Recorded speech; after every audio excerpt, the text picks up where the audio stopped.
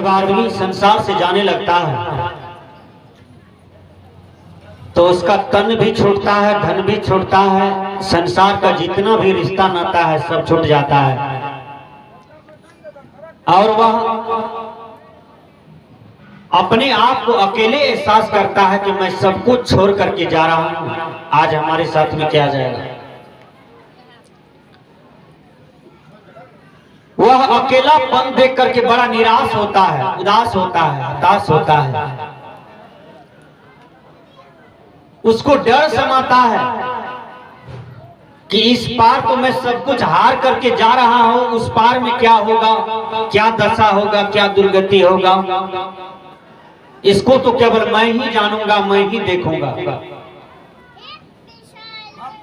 जो जीते जी धर्म करता है, धर्म का मतलब जीते जी कर्म करता है, कर्म का मतलब दान करता है, पुण्य करता है, समाज में सुयश करता है, शुभ कीर्ति करता है, साधना मार्ग में उतर करके समस्त बुराइयों को हटा करके मन इंद्रियों को जीत करके और गुरु की भक्ति पर सफल पा जाता है, तो यमराज उसको दंड नहीं देता है, यमराज उसको दुख नहीं देता है। आपने सुना होगा कि आदमी नरक जिंदे भोग लेता है और स्वर्ग को भी जिंदा ही भोग लेता है। मरने के बाद कोई नरक नहीं है, कोई स्वर्ग नहीं है, और वह जिंदे जी भोग लेता है। इसलिए कर्म को संभल करके करना चाहिए कि ताकि हमारा जीवन कल नरक में न चला जाए, क्योंकि नरक अकेले भोगना पड़ता है, स्वर्ग अकेले भोगना पड़ता है। एक आदमी केवल मर्डर का न्योता लेता था। ठीक से सुनिए कहानी को। तो एक आदमी उसको सुपारी दिया और 10 लाख में बात किया कि इस आदमी को टपका देना है। 5 लाख नगद दिया, 5 लाख मर्डर होने के बाद मिलता। वो आदमी चला गया मंदिर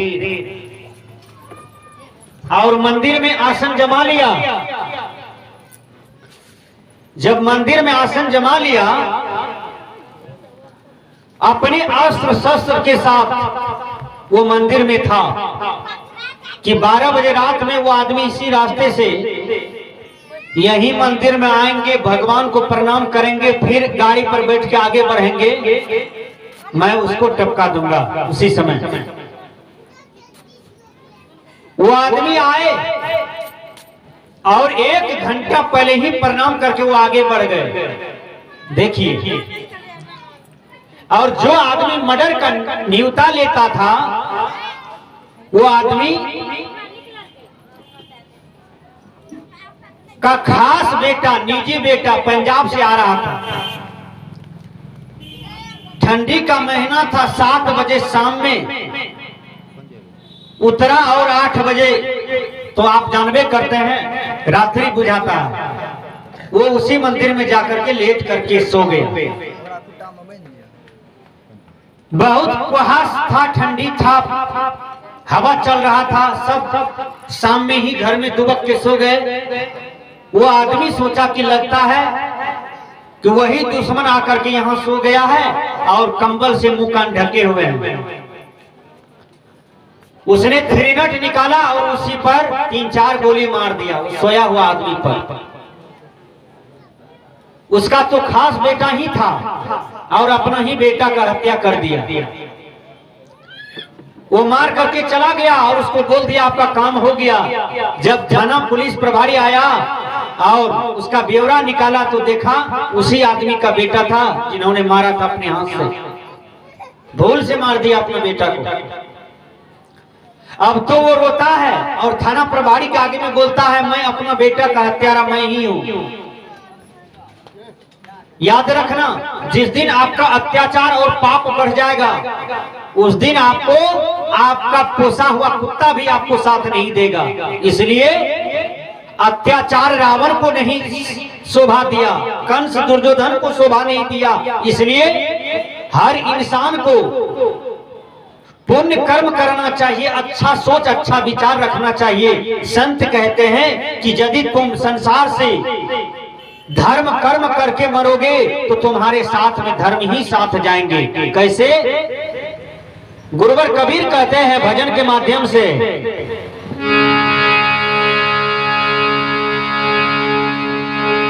भजन में आया, सुमिरन करहो राम का, काल गहे कर कैसे, ना जाने कित मारिहा, क्या घर क्या परदेस। रमणकार ने कहा बिना धन धर्म न हो खगेसा। जब आदमी दुनिया से जाने लगता है वो अकेला हो जाता है, उस दिन उसके हाथ में देखिए क्या जाता है, पैसा कौड़ी हीरा जवाहर सब बक्सा में रह जाता है, साथ में क्या जाता है? कौन सहायक तेरे,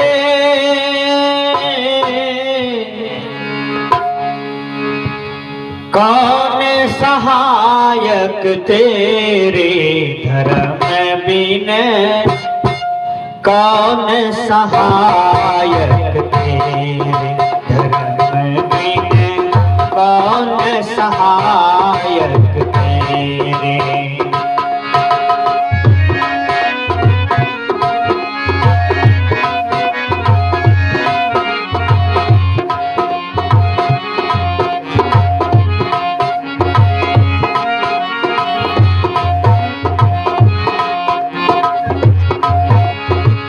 कौन सहायक तेरे, कौन सहायक तेरे, कौन सहायक तेरे धर्म बिन, कौन सहायक तेरे धर्म बिन, कौन सहायक तेरे।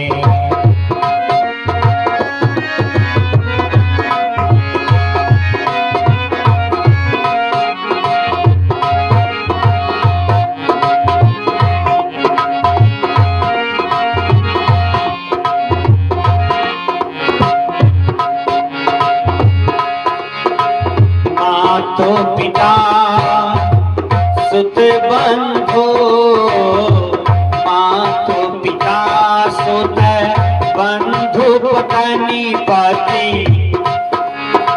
स्वार्थ मित्र घनेरे,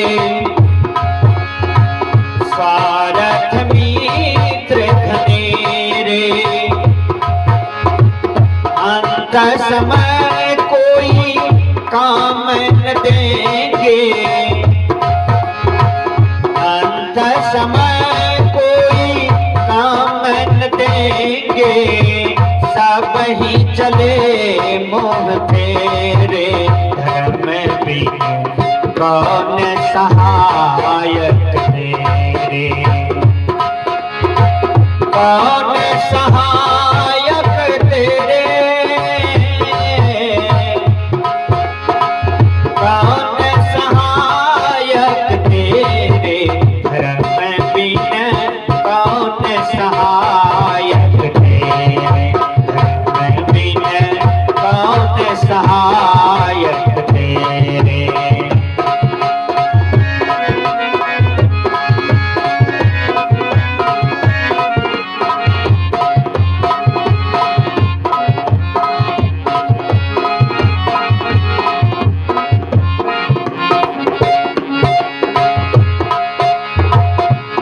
परिवार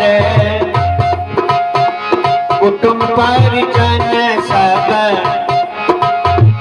काहो कौन किसके रे, हो काहो कौन किसके रे, ये परिवार कुटुंब परिजन सब काहो कमे किसके रे। कौशिक तन धन धाम छुटेंगे, कौशिक तन धन धाम छुटेंगे, कहते किसी को मेरे धर्म बिन कौन सहायक तेरे, कौन सहायक तेरे, कौन सहायक तेरे, धर्म बिन कौन सहायक तेरे, धर्म बिन कौन सहायक तेरे।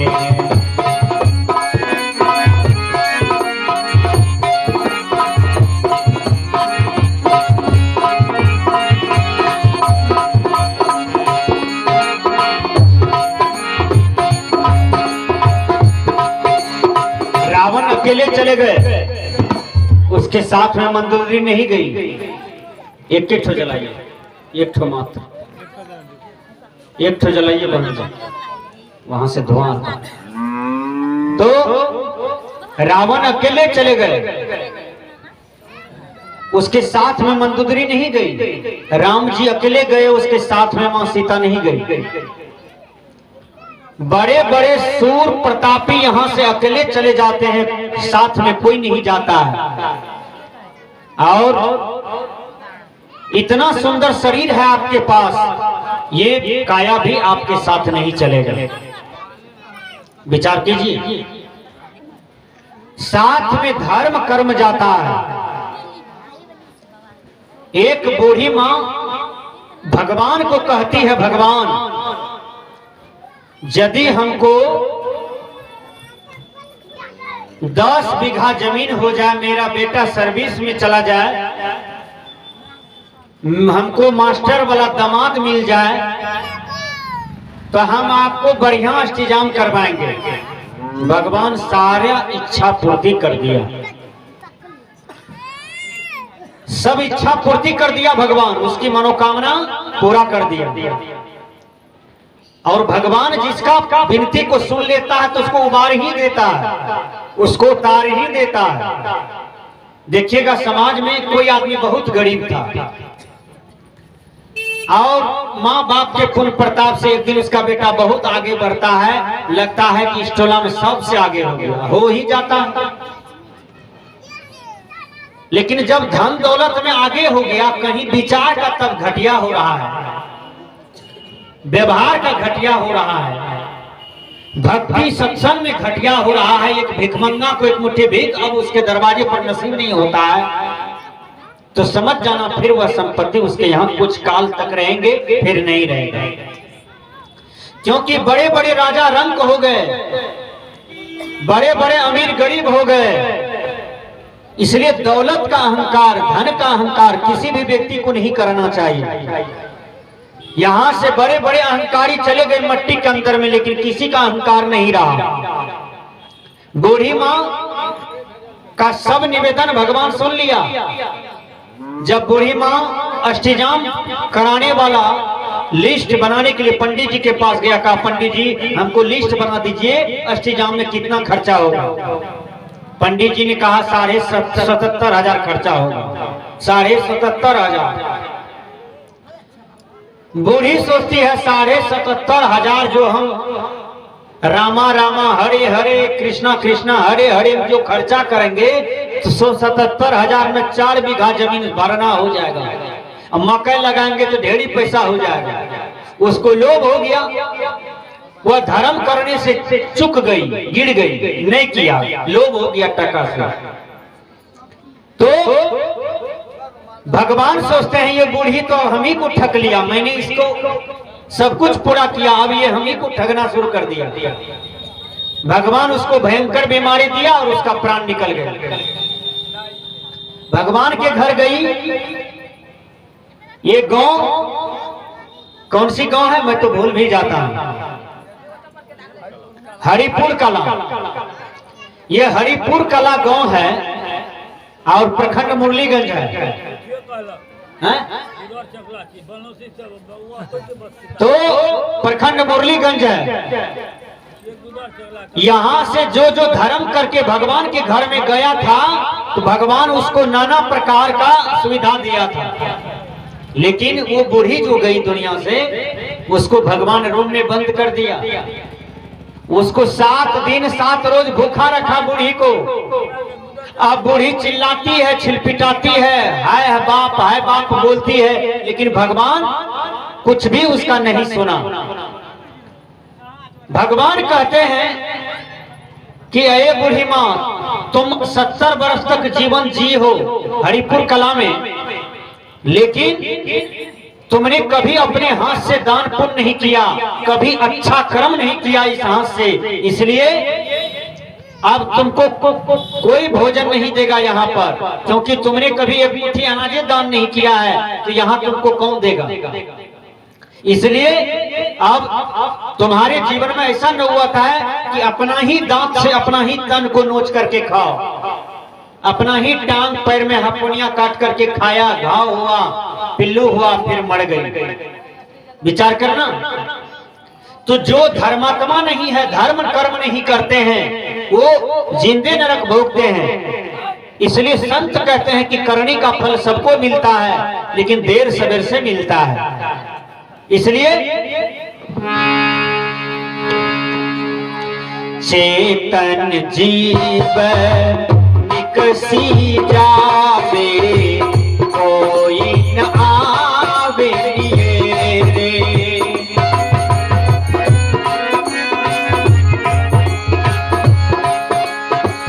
शीघ्र फूटेंगे चिता अग्नि में, जाकर गंग तेरे धर्म बिन कौन सहायक तेरे,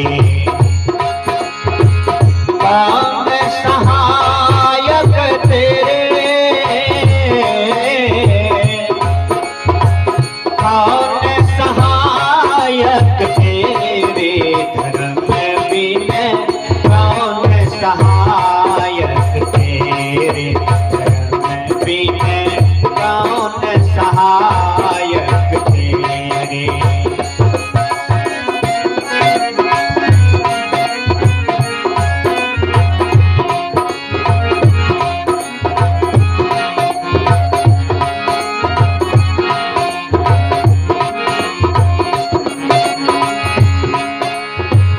धर्मस्वरूप बाबा कहते हैं, जो चाहो कल्याण स्वयं का, कर सत्संग सवेरे।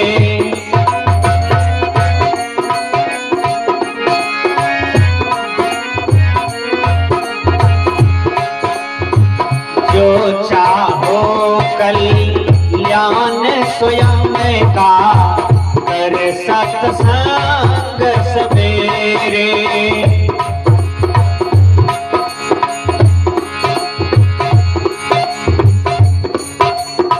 सत्य अहिंसा धर्म परायण, सत्य अहिंसा धर्म परायण, विषय कुपंथ निबेरे, धर्म बिन कौन सहायक तेरे, कौन सहायक तेरे, कौन सहायक तेरे, धर्म बिन कौन सहायक तेरे, धर्म बिन कौन सहायक तेरे।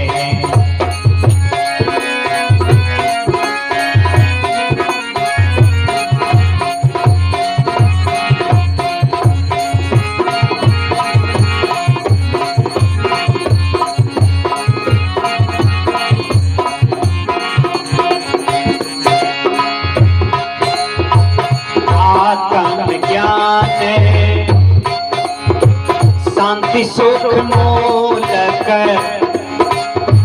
सदगुरु शरण मिले रे ओ, सदगुरु शरण मिले रे।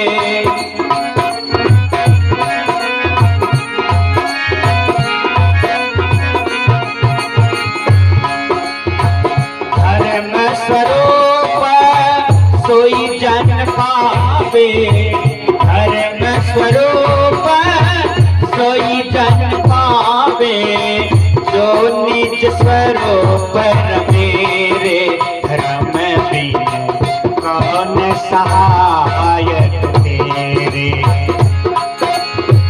कौन सहायक तेरे, कौन सहायक तेरे, धर्म बिन कौन सहायक तेरे, धर्म बिन कौन सहायक तेरे, कौन सहायक तेरे, कौन सहायक तेरे। बोलिए सद्गुरुदेव की जय।